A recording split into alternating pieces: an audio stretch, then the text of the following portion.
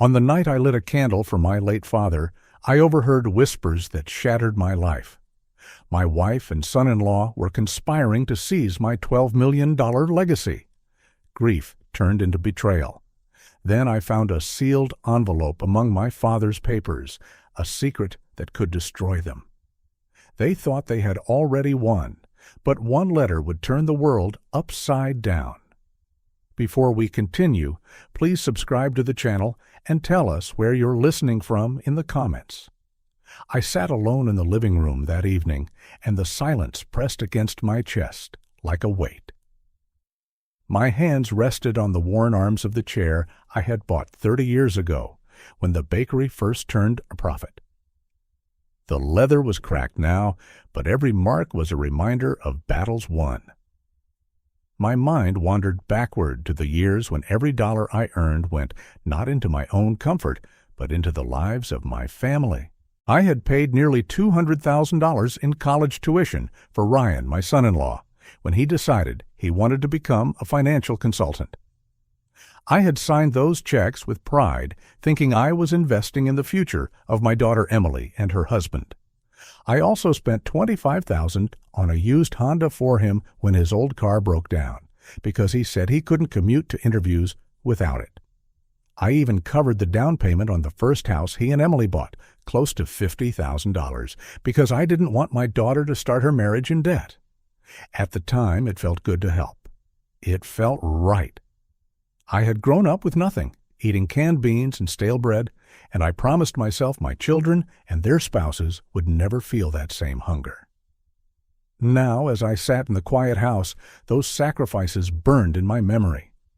Every dollar looked like blood drained from my veins, and all of it was now being used as a weapon against me. That is what betrayal feels like. It is not just a lie. It is years of sacrifice turned into a knife aimed at your own heart. It wasn't only money I gave up.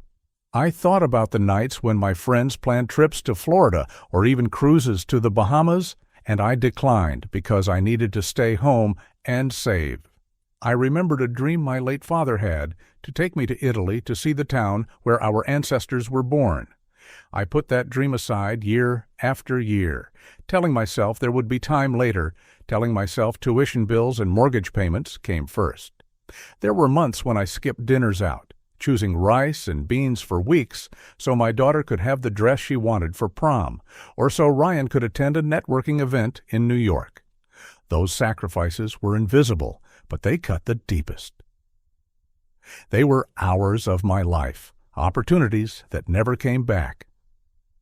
I even gave up nights with my wife, Marissa, because I was always working, always trying to build a safety net, big enough to catch everyone I loved. I told myself it was worth it, that they would know my love through the effort. Now those memories came back like cruel jokes. The people I poured myself into turned their backs on me, and worse, they planned to erase me from my own legacy. The bitterness of that truth filled my mouth like ash. If love is measured in what you give up, then I have given up nearly everything, and yet here I was, treated like an obstacle in the path of those I trusted most. My eyes wandered around the house, and they fell on the old photographs that lined the shelves. There was the picture of the bakery's grand opening, with balloons tied to the sign, and my late wife, Margaret, cutting the ribbon. She had passed away years ago, but her smile lived on in that photo. The bakery had grown from a single shop into a chain valued at over $12 million. It wasn't just money. It was sweat, tears, and the dreams of a family that once stood together. I had built that business not only to support my children, but to leave behind a legacy, something that carried our name into the future. Seeing that legacy threatened now was like watching fire eat through a home you built with your bare hands. The building itself, the main shop, stood downtown with its red brick facade and the smell of fresh bread drifting through the street. Tourists took pictures in front of it. Locals said it felt like part of the town's soul. That place was more than an asset. It was history. And yet Ryan and Marissa spoke of it like numbers on a balance sheet, ready to carve it up and cash it in. They wanted to reduce it to a transaction, as if love, loyalty, and memory could be itemized. Looking at those photographs, I felt the weight of betrayal sharpen.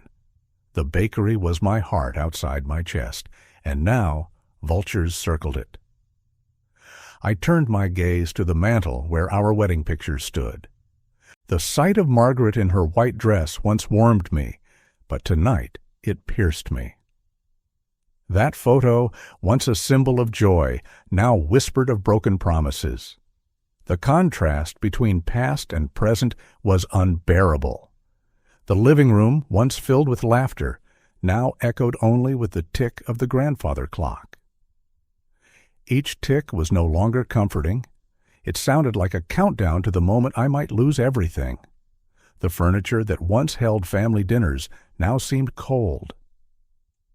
The sofa where Emily used to curl up with a book as a girl felt like a relic from a world that no longer existed. Every object carried a memory, and each memory hurt because of how it was being twisted by greed. That was the cruelest part of betrayal. It poisoned even the good moments, leaving behind nothing but bitterness. My home no longer felt like a sanctuary. It felt like a museum of ghosts. Then came the turning point.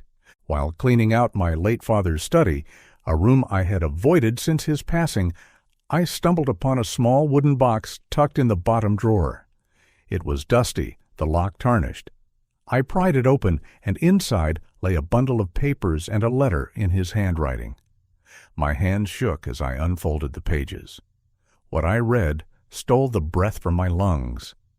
The documents showed property deeds in my father's name, land he had purchased decades ago and never told anyone about. More shocking was the letter. In it, he wrote that Marissa had borrowed heavily from a shadowy lender before we married, debts I never knew existed, debts that had almost destroyed him. He forgave her, but he warned me that her hunger for money was dangerous. And then there was Ryan. My father had uncovered court records that Ryan had once been investigated for financial fraud. He had settled quietly, and the record was buried. My father had hidden all this, maybe to protect me, maybe because he hoped love would win. But now, years later, I discovered it, and the pain was doubled.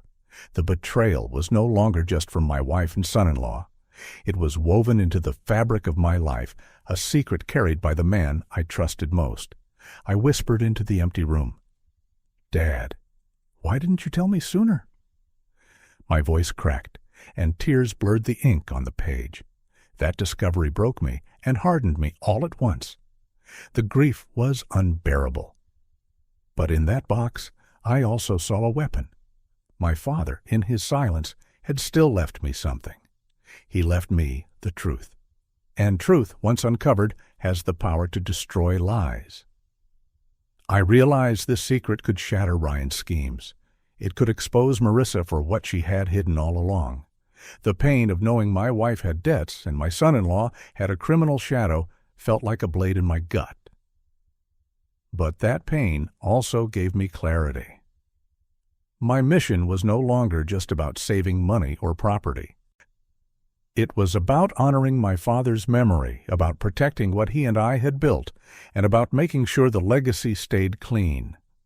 My eyes dried and my breathing steadied. In that moment, I moved from victim to fighter. I looked at the papers again and whispered, "Thank you, Dad. You left me exactly what I need." As I sat with those thoughts, I replayed every moment of trust I had given blindly. Maybe I was too naive. Maybe I gave too much. Maybe I thought love could be bought with tuition checks and down payments. The words repeated in my head like a drum. I realized my mistake was not in loving, but in believing that endless giving would guarantee loyalty.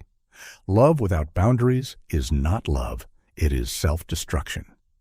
That realization hurt, but it also set me free.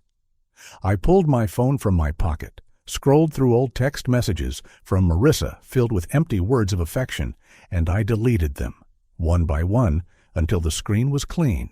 That simple action felt like cutting a rope that had bound me. I didn't respond to Emily's latest message either. For the first time, I chose silence. I chose myself. My hand no longer trembled. It was steady, like it used to be when I needed bread at dawn. The house around me felt different now. The same grandfather clock ticked, but it no longer mocked me. It reminded me that time was still mine to use. The living room was still filled with relics, but instead of haunting me, they began to inspire me. The chair beneath me felt solid again, the way it had when I first sat in it years ago, filled with plans. I stood up, walked to the mantel, and placed my hand on the photo of my father. "I will protect this legacy," I whispered. "I swear it." The air felt heavy, but alive. The loneliness was still there, but it no longer crushed me. It fueled me. The betrayal had taken much, but it had not taken everything. I still had the truth, the will, and the strength of a man who had built something from nothing. And tomorrow I will begin the fight to take it all back. If you're still watching and find this story interesting, please comment 1 below to let me know you're here with me. The morning after I discovered my father's box and read every painful word of his letter, I woke with a clarity I had not felt in months. The house was still the same, quiet and hollow, but something inside me had shifted. The fear that had held me frozen was gone. In its place stood resolve. I could feel it even in my body. My hands, once trembling when I held those papers, now felt steady as I buttoned my shirt. My chest, once heavy with grief, rose with each breath in a new rhythm. The time for reflection was over. Now it was time to act. I poured myself a cup of black coffee and sat at the kitchen table. The steam curled upward like a signal in the air. I opened my phone, scrolled through the contacts, and pressed the name I had avoided for too long. "Mr. Harris," I said when he answered. My voice surprised me. It wasn't weak or broken. It was sharp, controlled. "I need you to meet me at your office this morning. There's something urgent I need to discuss." He paused only a moment before replying, "Of course, Jonathan. 11 o'clock. Bring whatever you have." The drive to his office was only 20 minutes, but it felt like crossing into a new life. I passed the bakery downtown, the brick walls glowing in the morning light, and I slowed the car for a moment. The smell of bread drifted onto the street, a reminder of what I had built. $12 million in value, but to me it was worth far more. It was my blood and memory. I whispered to myself, "They won't take this from me?" Mr. Harris greeted me in his office with his usual calm demeanor. His walls were lined with shelves of legal books, but it was the framed family photographs on his desk that caught my eye. His grandchildren smiled back at me, and I felt a pang of envy. Family should be a source of pride, not betrayal. I handed him the wooden box and the letter from my father. He read in silence, his brow furrowing. When he finished, he leaned back and steepled his fingers. "Jonathan, this changes everything," he said. "Not only does it give us leverage, but it shows a pattern. Ryan's history of fraud, Marissa's debts. Together, it paints a picture we can use in court if we have to." I nodded slowly. "I don't want to wait until it gets that far. I need immediate protection. The accounts, the company, everything they could touch." Mr. Harris pulled a file from his drawer. "We can file a freeze order on all business accounts today. Any transaction over $10,000 will require your signature. That alone will halt whatever they're planning." He slid the papers across the desk to me. For a moment, the old weakness tried to creep in. My hand hovered over the pen, remembering all the times I had signed checks for Ryan, tuition bills, car loans, and down payments. But this time, I wasn't giving. I was defending. I pressed the pen to the paper, my signature bold and unwavering. The scratch of ink sounded like a drumbeat. When I lifted my hand, I felt lighter. Walking out of the office, I noticed Harris's assistant, a young woman named Claire, glance at me. She smiled warmly. "Mr. Roberts, I hope you're doing okay," she said softly.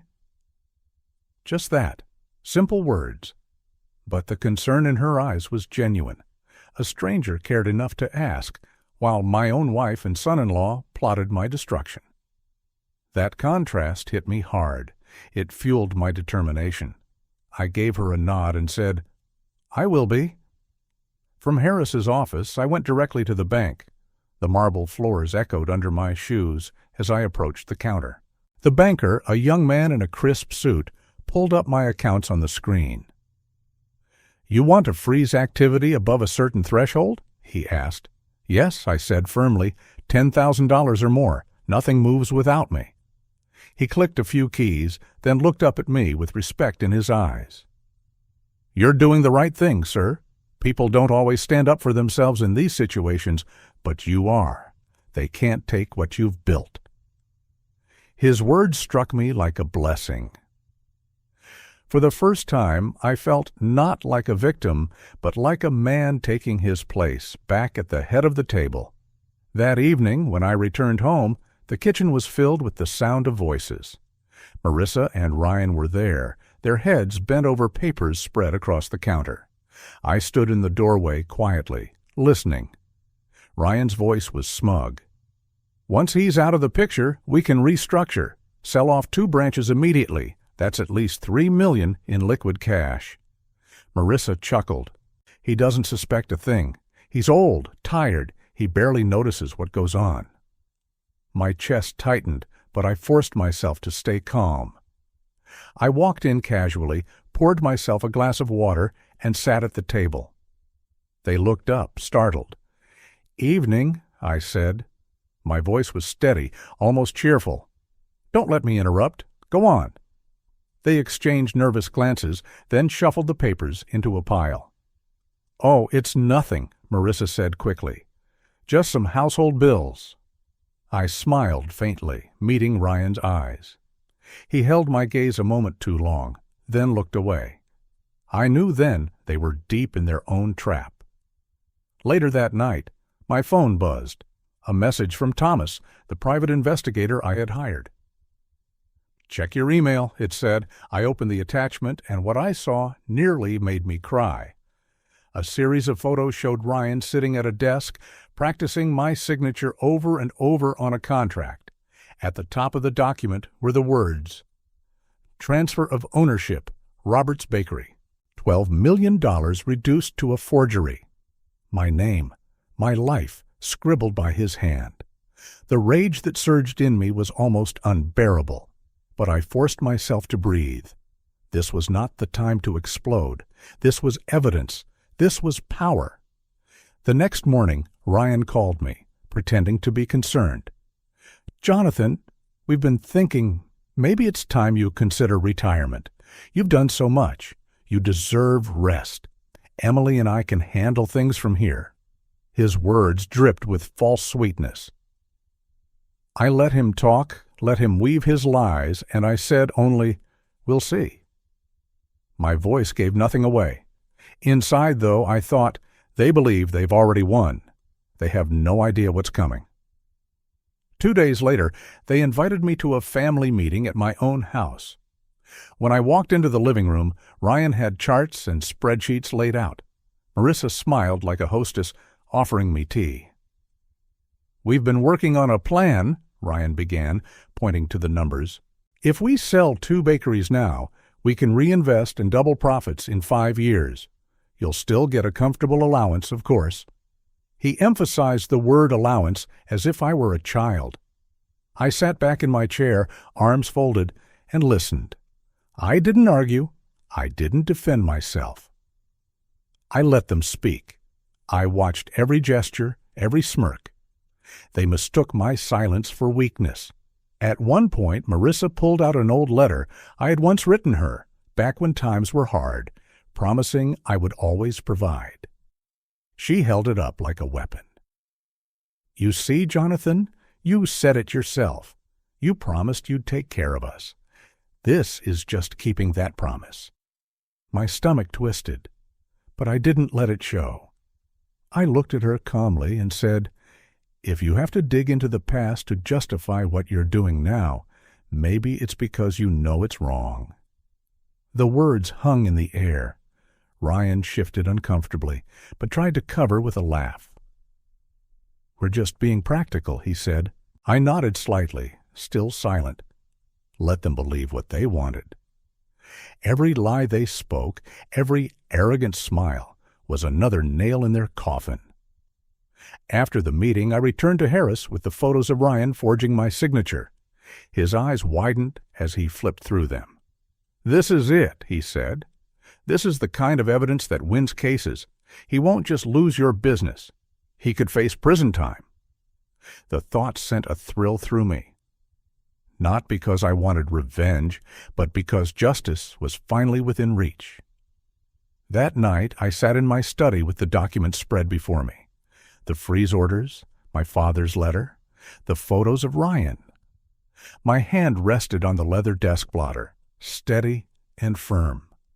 I whispered to myself, "They think I've lost, but the truth is, the game has only just begun."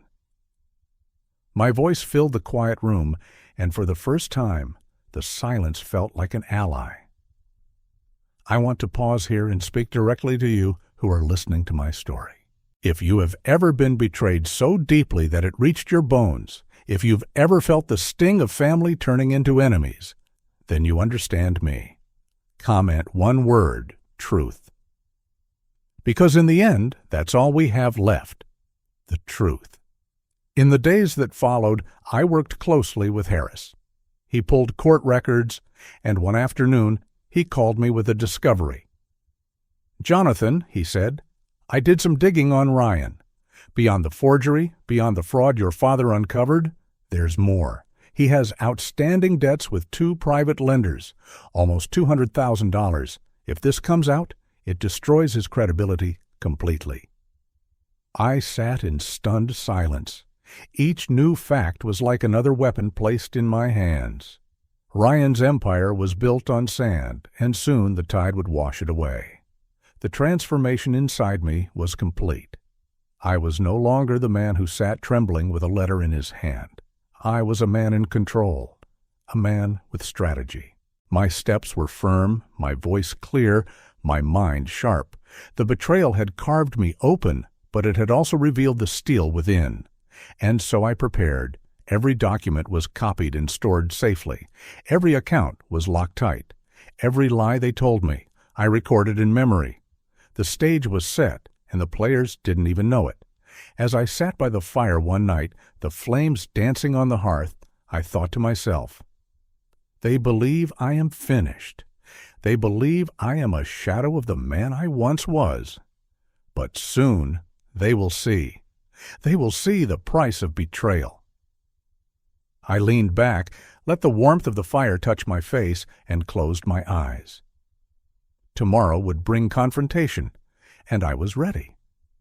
If you're still watching and find this story interesting, please comment "No 10" below to let me know you're here with me. The late light slid across my living room like a thin sheet of gold, but the glow felt cold. The air had that kind of tension you can taste, metallic and dry. I had dusted the mantel, straightened the family photos, opened the curtains the way Margaret used to do before company came over, and yet nothing was welcoming. The house was bracing itself. The clock ticked, slow and steady.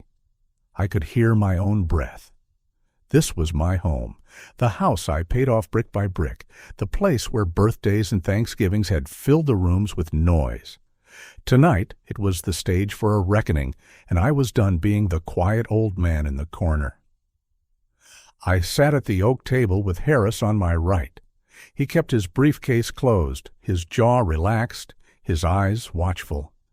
I did not touch the folder in front of me. I let my hands rest flat. They were steady. That alone told me I was ready. They arrived at 6 on the dot. Marissa walked in first, perfume too sweet, smile too smooth. She scanned the room like someone checking their investment. Ryan came behind her, dark suit, polished shoes, and a briefcase that he placed on my table as if it were his. Emily trailed them, shoulders tight, eyes full. My daughter had always worn her heart where I could see it. Tonight it was heavy. I stood to greet them. No hugs, no small talk. "Have a seat," I said. My voice sounded different in my own ears, firm and clear. We took our places around the table, the same table where Emily once spilled grape juice on her homework and cried, and where I told her it was only paper, and people were what mattered. That memory flickered through me like a soft light, then faded. I had work to do. Ryan opened his briefcase first. He spread out charts and glossy printouts. He enjoyed the show of it, the colors, the lines that climbed up the page. He talked about distribution to Dallas and Houston, about frozen products and national shelves. He said the number 3 million with the comfort of a man who had rehearsed it in the mirror. He said the word liquidity like it tasted good. He said I would be taken care of with a monthly allowance. He moved his finger across a chart and smiled at Marissa, as if we were all on the same team. She nodded, adding that I would not have to worry about a single medical bill, not one, and that my name would remain on the door, a nice touch, a polite nod. She called it legacy. She called it love. I listened. I sipped water. I let them fill the room with their voices until their confidence clustered thick in the air. They did not know the floorboards had already moved beneath them. Harris cleared his throat. The sound cut through the air clean. He was polite, but his words landed like stones in a still pond. "Before any proposal is discussed," he said, "there are changes already in force." He opened his briefcase and drew out a thin stack of documents. He did not slide them toward Ryan. He placed them in front of me. "Pursuant to filings submitted this morning, all accounts related to Roberts Bakery are now restricted. Any transaction over $10,000 requires Jonathan Roberts's written approval. That includes property sales, loans, transfers, and any liquidation of assets." His voice did not rise. He did not need it to. The clock ticked once. Marissa's smile broke. Color drained from her face, then rushed back in uneven blotches. Ryan's neck flushed crimson. He forced a laugh that landed hard. "This is unnecessary," he said. "Jonathan, you know us. We're family." "Family doesn't prepare to cut me out of my own company," I said. The words left my mouth calm and simple. No tremor, no apology. "Family doesn't move money at night. Family doesn't forge a man's name." The silence after that line felt like a door closing. Even the clock seemed to wait. Emily looked at me and then at Ryan. She wanted him to deny it. She wanted him to pull a simple truth out of his pocket and place it on the table. He did not. He said the word misunderstanding. He said, "You're tired." He said, "You don't know the details." He kept talking because talking had always worked for him. Not tonight. I opened my folder. I set down the first receipt. A steakhouse in San Antonio, not Dallas, a bill north of $400 with a bottle of Cabernet we had saved for anniversaries. Then another receipt, another night, another hotel. My finger tapped each line. "Business," Ryan said, and the word sounded hollow. I placed a photo next. Ryan and Marissa are in a dim booth, his hand on hers, the angle intimate, careless. Emily's breath hitched. It was a small sound, but it cut me clean. For a beat, I almost softened. Then I remembered the papers Harris filed, the attempts on accounts, the practice signatures caught on camera. I remembered the investigator's email at midnight. I remembered my father's letter in the wooden box, the last thing he wrote to me, the warning I had ignored. "Let's move to your words," I said. Harris placed a small recorder on the table and pressed play. Ryan's voice filled my living room. He sounded proud of himself on that recording. He sounded like a man laying track toward a destination that was not his to claim. "Old fool," his voice said, flat and cold. "He won't see a thing. We get him to sign. $12 million clean by summer." The audio stopped. The silence that followed had weight. Emily covered her mouth with her hand. Tears slid over her knuckles. Marissa whispered, "Ryan." She said his name like a prayer and a curse at once. He reached for the old tricks. He called it edited. He said the word spliced. He looked at me like he could still pull me into the dark with him. "Then explain this," Harris said. He inserted a flash drive into my laptop and turned the screen toward them. The video flickered to life. Ryan is at a desk, an envelope thick with cash. $50,000 counted out with careful fingers. A notary across from him, eyes darting, pen poised. Ryan's voice, low and hurried. "Just sign it. Make it look clean." I watched their faces watch him.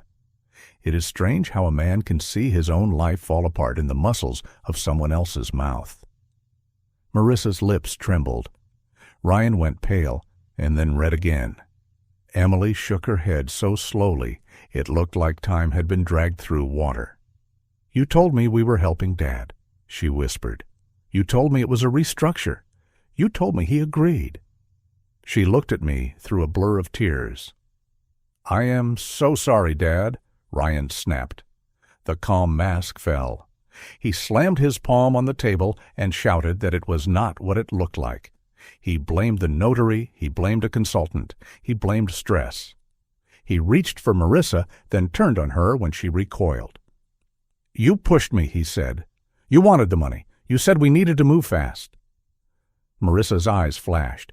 "You said it was handled," she shot back. "You said no one would get hurt." Their words twisted together, accusation and fear in a tangle. It happened fast. They were one unit a moment ago. Now they were breaking along the weakest seam. Betrayal never holds. It crumbles from the inside first. I didn't raise my voice. I didn't plead. I didn't try to pull them back to kindness. Those days were gone. Instead, I turned to the far doorway. "Mrs. Peterson," I said softly. My neighbor stepped in. She had asked if I wanted her to speak tonight. I told her to come only if she wished. She clasped her hands and looked at me first, then at Emily. "I have lived beside this man for 22 years, she said. "I see him take in his newspapers at dawn. I see him bring bread to people who are sick. He's not confused. He is not weak. He is deliberate." She nodded once, then stepped back. Harris glanced toward the hall. Mr. Alvarez, my old foreman, stepped in next, hat in hand. "I ran ovens for him for 15 years, he said. "He never missed payroll, not once. When my boy needed surgery, he wrote a check and told me to pay him back with time, not dollars. You do not get to take his bakery because you learned some big words." He tipped his head toward me and left the doorway. Their words filled the room with something I had almost forgotten. Dignity, not the kind you declare, the kind of other people have seen you carry. "Enough testimony," Ryan spat. He laughed a small, ugly laugh. "You put on a show. Cute." I reached once more into my folder. "No show," I said. "Just an end." I placed a sealed envelope on the table, heavy, official. I slid it toward the center and opened it with a careful hand. The paper inside weighed an old promise. "This is my father's will," I said. "Original, notarized, registered. All shares and property connected to Robert's Bakery remain under my sole control. Upon my death, they pass to my son, Daniel Roberts. No carve-outs, no side arrangements, no transfers." I let the words settle. I had read that while alone in my study. I had folded it with my father's letter and understood the meaning late, but fully. He trusted me to protect the line. He named the next steward, not the loudest voice in the room, not the cleverest spreadsheet. The one who had shown up, the one who had kept the ovens hot. Harris added the details in a voice that left no room for fantasy. He referenced the registry, the date, and the stamp. He explained that any later documents lacking my father's signature were void, that any attempt to force a transfer under pretenses would qualify as fraud. He set a photocopy beside the original and turned it so they could read. Marissa reached for the edge with a shaking hand and then pulled back as if the paper might burn. Ryan stared at a spot on the table as if he could cut a hole through it. No one breathed for several seconds. The clock ticked again. The sound was not kind. I peeled back one more layer. "You told Emily I had paid for nothing," I said, and I kept my eyes on him. "You told her your loans and your brilliance carried this family. Here is the record of the tuition checks I wrote for your degree. Here is the bank slip for the $25,000 I used to buy you a car when yours died. Here is the wire for the down payment on your first house. I did not ask for thanks. I asked for honesty." I laid each paper down, slow and careful. Numbers carry their own kind of mercy. They do not rise or fall with mood. They stand. "Here is my savings account," I said then, and my voice thinned in my own ears.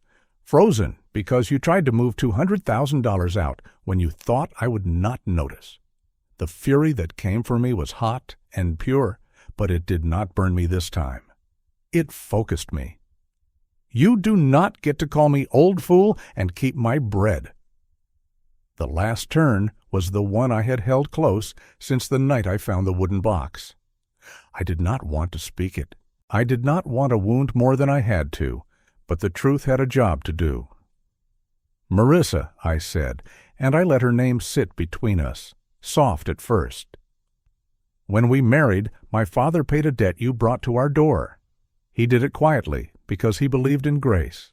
He believed in family.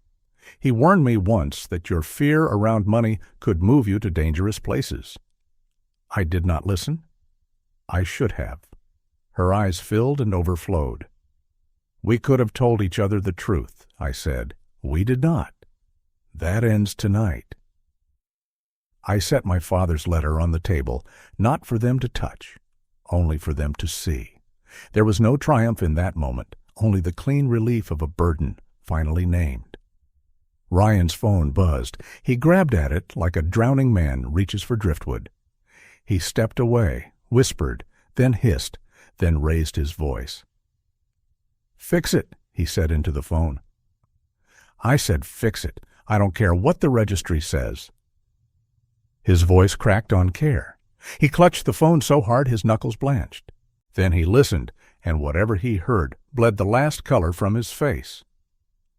He hung up without a word and stared past us at nothing. The collapse had the sound of soft breath leaving a room. It was not loud. It was final. Emily spoke at last, voice small and fierce. "You told me it was a misunderstanding," she said to her husband. "You said the audio was fake. You said Dad was confused." Ryan reached toward her, palm up. She stepped back. "Do not touch me," she said. "Do not lie again." Marissa started to speak, then swallowed. Her voice, when it came, was a whisper. "I thought I was protecting us," she said.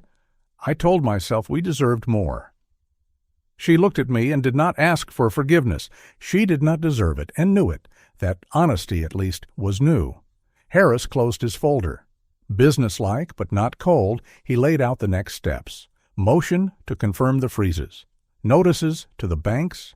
A meeting with our CPA to reassign access. He spoke about the house, valued last month at $600,000, and how its title had been secured against any sudden refinance. He referenced the savings account with $300,000 that would remain locked until further notice. He explained in simple terms the civil and criminal lines Ryan had crossed and the consequences that might follow. He did not threaten. He described. The picture he drew was stark. The room absorbed it. I stood. It felt like rising out of a deep pool. My legs were strong under me. I looked at each of them, one by one. "You thought I was weak," I said, and I let the words move slowly. "But now you see the consequence."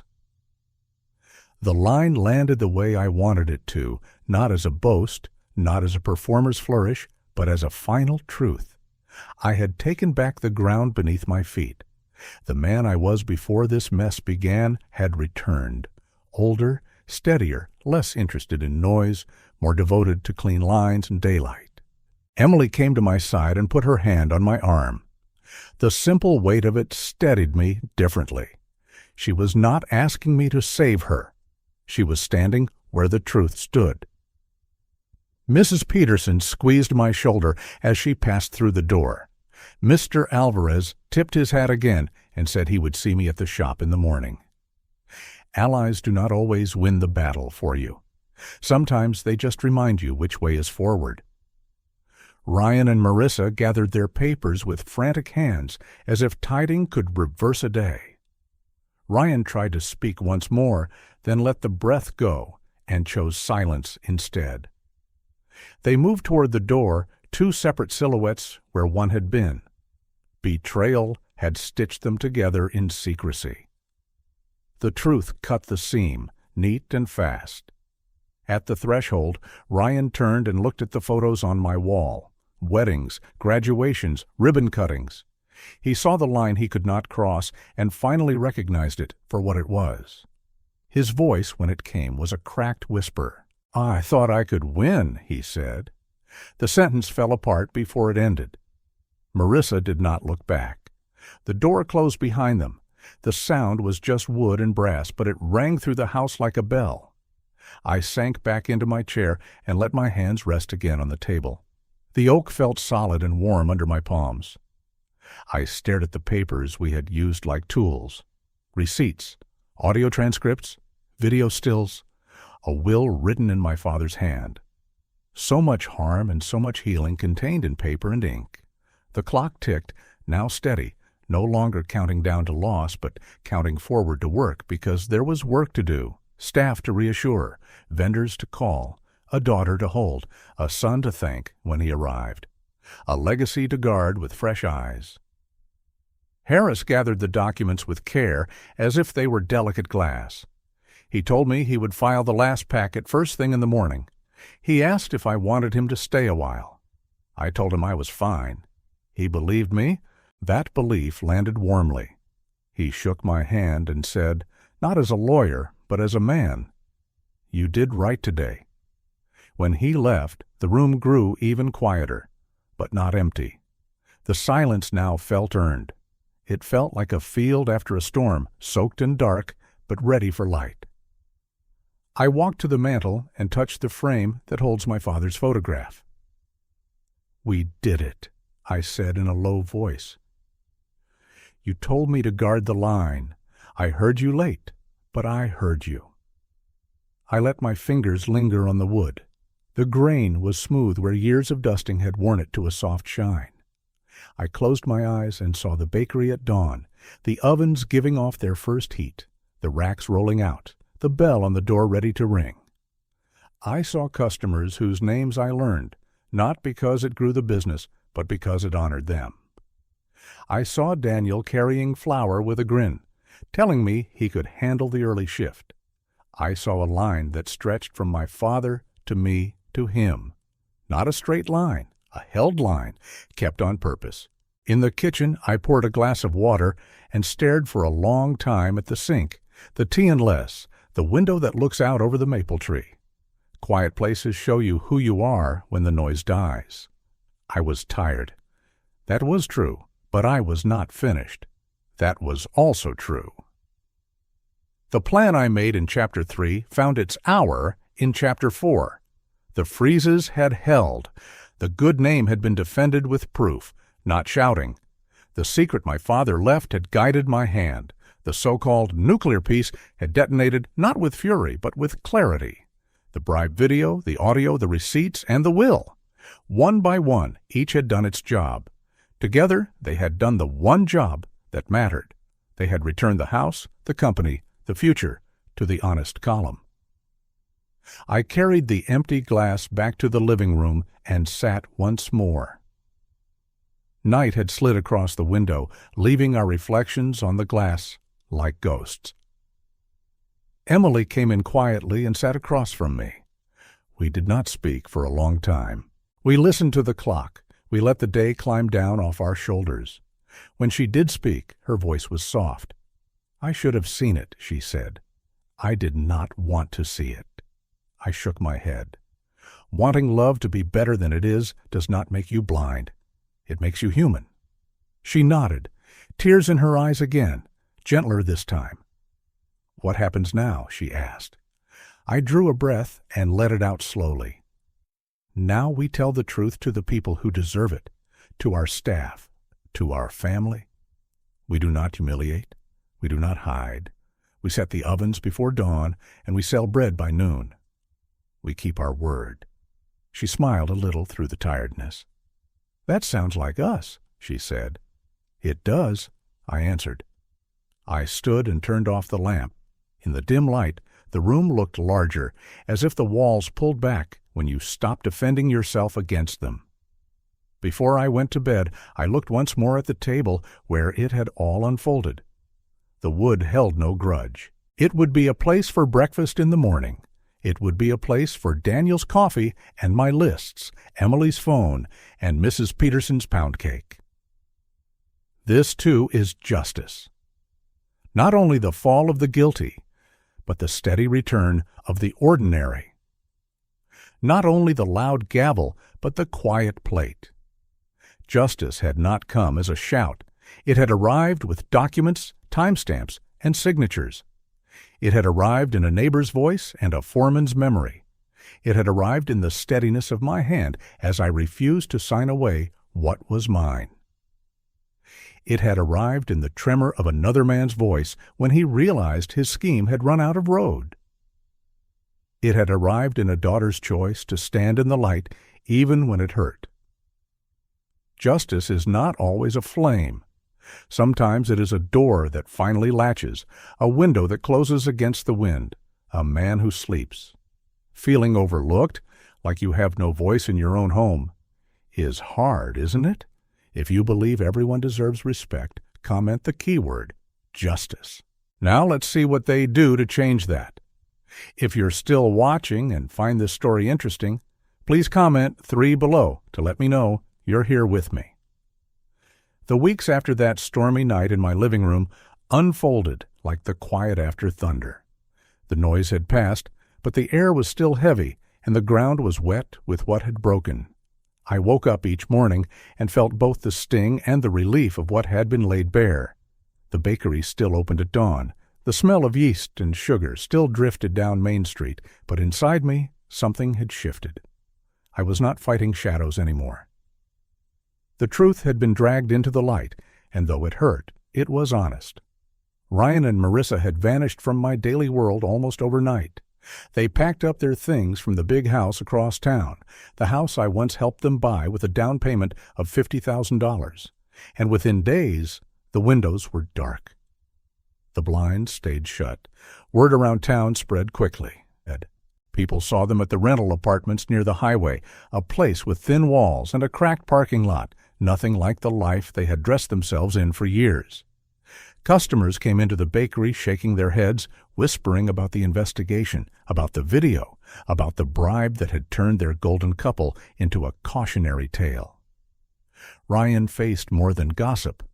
Harris told me the county prosecutor had opened an inquiry into the bribe captured on video. $50,000 in cash is not easily explained away. The notary who had taken it began to cooperate, and suddenly Ryan was not the man with charts and confidence. He was a defendant in the making. I did not need to press charges myself. The law would do what the law does. He was scrambling for footing, and every step only dragged him deeper. For me, the path went the other way. Harris and I sold one of the satellite shops in Dallas. We took the offer of $650,000 from a young couple who wanted to run it themselves, and I felt lighter signing that sale than I had in years. Daniel and I decided to focus on the original bakery in town, the one my father built with his hands, the one whose bricks I had carried as a boy. I moved in with Daniel for a while into the spare room that looked out on his backyard. The walls were painted a soft cream, and the bedspread smelled of laundry soap and sunlight. I had my own bathroom, a chair by the window, and more peace than I thought possible. Each evening we ate dinner at his table, nothing fancy, meatloaf or pasta, a glass of iced tea, and laughter. It was not the wealth or the houses that made me feel whole. It was the presence of someone who had not betrayed me. At first I thought my days would be empty without the constant guarding of doors and accounts, but something surprising filled the space. Harris suggested I do something meaningful with part of what I had fought so hard to protect, and I could not shake the thought of all the kids I had seen over the years. Kids who worked the ovens part-time to pay tuition. Kids who showed up with holes in their shoes. I called the high school principal and asked how many students had to give up on college each year because they simply could not afford it. The answer stayed with me for days. So I met with Harris again, and together we drew up papers for a $100,000 scholarship fund. Robert's Family Scholarship. For students from this town to study what they dreamed of, no strings attached. When I signed those papers, I felt something I had not felt in months, maybe years. I felt free. My betrayal had become their beginning. Life began to show me its quieter gifts. I started walking each morning in the park near Daniel's house. The air was cool, the grass smelled damp, and I could hear the sound of children playing before school. I bought a set of tools and planted a small patch of tomatoes and beans in the backyard, my hands working the soil the way my father once worked dough. Margaret's old easel had been stored in the attic for years, and one Saturday I pulled it down and set it up in the garage. The brush felt clumsy at first, but soon the colors began to flow. Reds, browns, shades of yellow that looked like crust.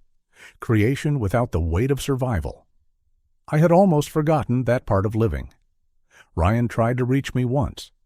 A letter came in a plain envelope, no return address, but the handwriting was his. The words inside were strained, full of excuses and scattered apologies. He said he never meant to hurt me, that it was pressure, that he wanted a chance to make it right. He said he was sorry. I folded the letter back into its envelope and placed it in the bottom drawer of my desk. I didn't burn it, but I did not answer. My peace did not depend on hearing him say those words. My peace came from choosing not to live with his betrayal pressing on my chest any longer. I don't need their apology, I told myself as I closed the drawer. I have my life back. Around town, people began to see me not as a victim of my family's greed, but as a man who had stood his ground. One afternoon, while I was sweeping behind the counter, an older woman who had been coming in for years put her hand on mine. Her palm was warm, her grip soft but steady. She looked me straight in the eyes and said, "Mr. Roberts, you kept your honor. You made us all proud."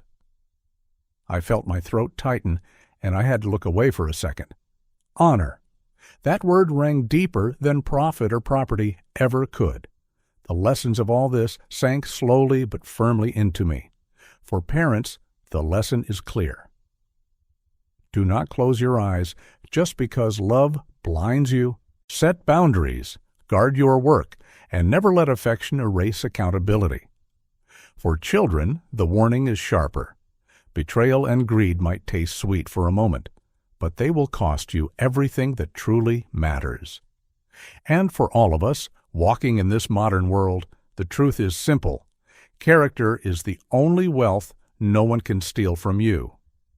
Money can be lost, property can be taken, but the way you choose to act, that is forever. Marissa and Ryan faded further from our lives. The last I heard, they were renting separate apartments now. Their marriage had cracked under the same pressure they tried to put on me. Ryan's legal troubles grew heavier, and Marissa worked a low-paying job at a retail store. They had traded respect for ambition, and they had lost both. Meanwhile, I gained something better than any fortune. I gained peace. One Saturday morning, I was arranging loaves on the display when a young boy walked in with his grandmother. He tugged on my sleeve and held out a small wildflower he had picked outside. "This is for you," he said shyly. His grandmother whispered that he wanted to thank me for the cookies I had given him the week before. I looked at that flower, a tiny thing with yellow petals, and felt the world tilt back into balance. Yes, the world can be cruel. Yes, betrayal runs close. But kindness is still out there, waiting in the hands of a child. As I close this chapter of my story, I feel lighter. My home is not the large house we nearly lost, but a modest place filled with laughter and honesty. My wealth is not just numbers in a bank account, but the legacy of a bakery still warm each morning, and a scholarship that will carry kids into their futures. My honor is intact, and my heart is free. I often think about my father's words, written in his last letter to me. Guard the line. For a while I thought he meant to guard the company. Now I see he meant something more. Guard the truth. Guard. Guard your dignity. Guard the part of you no one else has the right to take. I stood in the bakery one evening as the sun dipped low, the ovens cooling, the shelves nearly empty. The air smelled of flour and cinnamon, and through the window I could see families walking home. I whispered to myself, not in anger, not in grief, but in gratitude. I finally found where I belong. The feeling of being betrayed by your own family is truly painful, isn't it? But from that pain, I've learned that parents must set boundaries, children must hold on to filial respect, and character is the one treasure that can never be stolen. If you believe these lessons can change lives, comment with the one that speaks to you most. I want to read every single one of your reflections. The story has come to an end. I hope it has brought you valuable lessons and insights. If you enjoyed this content, please like, share, and subscribe to the channel so you won't miss the next video. Goodbye, and see you again.